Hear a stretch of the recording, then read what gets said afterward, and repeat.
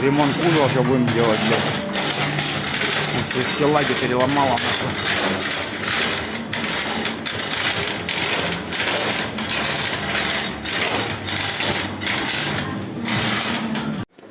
Так, ну мы вот сделали такие квадратики стеклянные.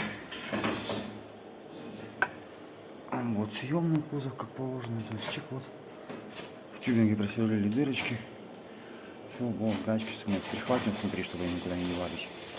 И все. Вот такие вот у нас пенечки получились. Сейчас на них поставим железные лаги.